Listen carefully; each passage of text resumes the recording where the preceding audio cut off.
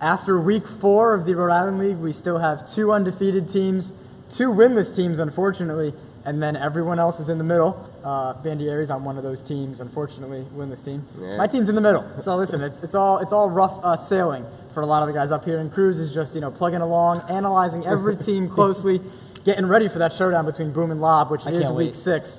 We're going to break down week 4 first before we jump too far ahead. This is the week 4 post-game show. Mike is back. Thanks for joining us. He's obviously very prepared. He even has his retro Legacy League shirt on if you read it closely. Back in the 91 Legacy Leagues dunk contest. Gotta throw it back. Gotta throw it back. Tyler Cruz, and I'm Joey Zacco as always. Let's start with the closest game of the night. Not necessarily the highest scoring game of the night, but Shake and Bake and Bucket Chasers. Perfect game because you guys saw none of this. You were busy getting Nate Stitchled. Yeah. And you were also over here watching. I was videotaping him get Nate Stitchled. Yep. Correct. We're going to get to him in a second. But Bucket Chasers now 2-2. It's their second win. 44-32 for them. And it was one of those games. It's like 12-9 after the first quarter. And I know that no Sergio for the Bucket Chasers, who has been one of their better players. Oh, that must have been why. Correct. Yeah, okay. And so it was, I don't even want to see the stats on that one. I know the shooting must have been not there, but it was evenly. Well, the defense could have been really good. Right, exactly. And so it was definitely a defensive effort both ways. And so Bucket Chasers are now 2-2, and that puts them, if I do math quickly, tied for 5th. Wow. Right now. And so they've already played the 2 tougher teams, which is why I remember they played Lob on opening night. So it'll be interesting to keep an eye on them. I'm not sure who they get next.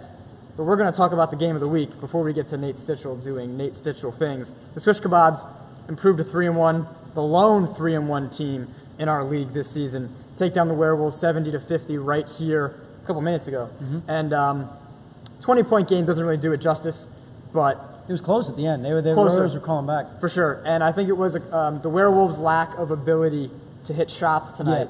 Yeah. And I mean, you can credit the Swish Kebabs for that, but I think they played really well last week, the Werewolves did, hitting shots, and this week they kind of regressed back, and now we'll see where they fall next week, where that middle ground is.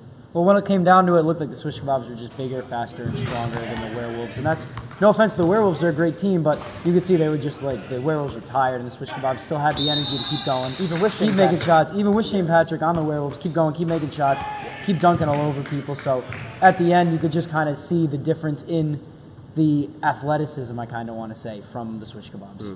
I think he pretty much summed it up with the shooting. I think they shot something like 4 for 21 from 3, and you can't do that. They rely pretty heavily on that and penetration. And I think with Shane, too, I don't think they really know how to work him into the team yet. It looked like he was taking a lot of outside shots. Yep.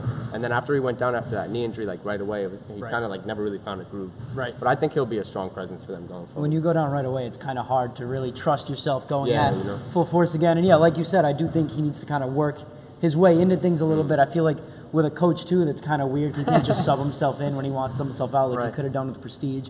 So they'll figure it out, and when they do, I think he's going to be a key player for that team. They'll be scary. Yeah. He needs to play more than just a few regular season games, which is their plan. Right. And so he'll definitely, hopefully, be meshed in by the playoffs for that team. That's obviously what every team is going for. I know the Werewolves take on the Wild Hogs next. Right? Isn't that I think we play Shake and Bake next. Good talk. I don't know what's going on. So we're going to transition to the Wild Hogs, though, who got Nate Stitchell tonight. 125-78, 56. He was 2 steals away from a quadruple double. Excuse me. He had the triple double. You can find him on the Player of the Week poll. That's for sure. For sure. Hands down, he should get it. They remain undefeated. The Wild Hogs still looking for that first win. Joey Bones returned tonight. We'll let you start with this one. 78 points is nothing to sneeze at. I think that's the most we've ever put up in the past 2 seasons, honestly. I mean, we played pretty good, but going against a team like Boom Shakalaka, you need to play better than pretty good. Right. And we didn't have it tonight. We weren't ready for Nate to be all over us like that. And we just weren't hitting shots. I went, I think, 1 for 7 from 3. And Nate was 12 for 12 plus exactly. from 3. I missed more than he made. He made more than I missed. I don't know. Something. He's ridiculous. Rough night. Yeah, he's ridiculous. He's ridiculous. Honestly, he's 3 times better than me at least. So. And you couldn't pick a worse night to welcome Joey Bones back. Exactly. I mean, the one night that Nate Stitchell starts, he comes out and he almost puts up a quadruple double, which I've never seen before in my life. Didn't I mention that to you before? I was you were like, he's gonna start hard. Stitchell's going for that 5th man. He's coming off the bench, and then you see Stitchell in the starting lineup, and he hits 3 threes off the bat. So just not a good night to welcome Joey Bones back. And they never look back. Exactly. And again, talk about meshing Shane Patrick in, right? getting Joey Bones kind of Same back, thing. coordinated with the team. Off the canvas and onto the. There you go. Right. Is that your feature? Yeah. Check it out. It's still somewhere online. You can find it. And the last game to go over before we do some fun stuff, Lob City, 4-0. I saved my game for last, but I shouldn't. 19-point game, 82-63. Yeah, you played really well. Thank you. That's not why I meant Dial Individually, you played very well. Thank you. And our team played pretty well, but I'll let you guys touch on it. I mean, 19-point game, I think that's another result that doesn't really do it justice. It was always Because double you're playing digits. Lob City, yeah. It was always double digits. And, we were trying to come back, and it's hard to do. But it wasn't, 25-point game, cut to 19 at the end, deceiving in that way. It was 10, 12, 15, and then... Playing them is like a really hard class. It's like everybody fails, so if you lose by 20, it's kind of like you tied, yeah. That's not how sports work. No, but I mean, okay. it's the comparison. That's a pretty good analogy. Like you guys did play well. They played very well. Michael Palumbo was all over the place. I think that might have been his best game, but you guys took advantage of Darius being late, Victor being late, took advantage of kind of a short bench, and you kept it within striking distance for most of the game, which was impressive. And that team, you can touch on this a little bit too. It's like 15-2. I mean, you can't start that way and be playing catch up, 4.5 minutes in, too. right? Yeah. And they didn't miss, and Palumbo was hitting shots. I mean, Cody Crawford maybe hit one during that stretch. We kind of contained him a little bit, but with a team like that, Anybody can beat. You can pick a poison. Darius showed up late too, and once he came out, it was like, all right. Right. We have some size now to guard that. Yeah, you guys did, honestly. It wasn't I was a little terrible. impressed, yeah. But another thing to worry about where do you double, do you not? If you double, the kick out is When one so guy gets deadly. hot, it's like the entire team gets hot. Right. So it's just bad when they start hitting I shots. think I was talking about it with you. They go on those runs. Yeah. Their run happened to come in the first 5 5 minutes minutes was their run. 21-2. Right, and they didn't miss. They were getting out and running, so they're obviously a good team. One of the last 2 undefeated. I think it was 3 weeks ago now. You're like, yeah, we have 3 undefeated teams. We've had 2 forever. That was totally my bad. Giving the Swish Kebabs more credit than... I was interviewing them the other day, and I was like, so you guys are 3-0? And then they both stopped. They're like, wait, what? We clearly prepare heavily for this postgame. So of the teams, I want like your league pass team. Like, oh no, we're gonna do it this way. You can do league pass team, like your most fun team to watch. But I first want your team that you like to hate watch. So what team do you root against? Yeah, like which team are you like? Oh, it's fun to see them struggle because of what happened. To me, all right, I like it. Well, we play you still, so it's gonna be a lot of fun. True. I'm interested in your answer because this is gonna start some stuff. Hate watch, you know what I'm saying? So like, do you kind of like deep down are like, oh, this is fun. I want to see what happens when they struggle.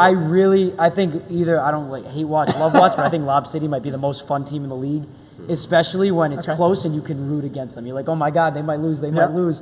Like it's crazy. I think they're probably the most exciting team to watch, especially when it gets close when it's not close. So that's him ducking the hate watch question, which is very very cool. Check him out on the low post podcast.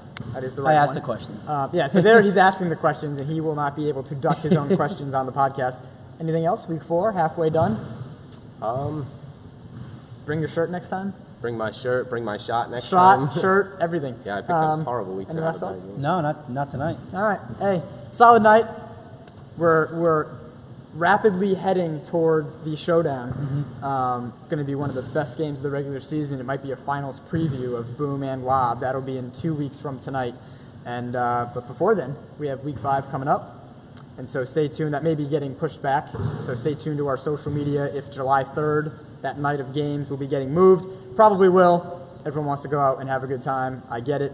I just like playing basketball, so I'm not thrilled about it, but hey, we'll accommodate it. So week 5 will happen at some point. We may reorder things, but we will be back soon, if not the 10th. Wow, we might be off to the 10th. Might be a long break for some legacy leagues, but we'll be here to break it all down. We'll have power rankings coming up, and the podcast, as always. Maybe you can have some guests on during that break if we have a break. Yeah. You can go on, Mike.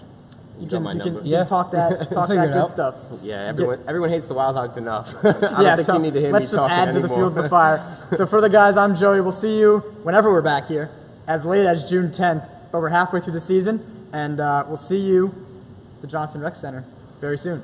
Thanks for watching.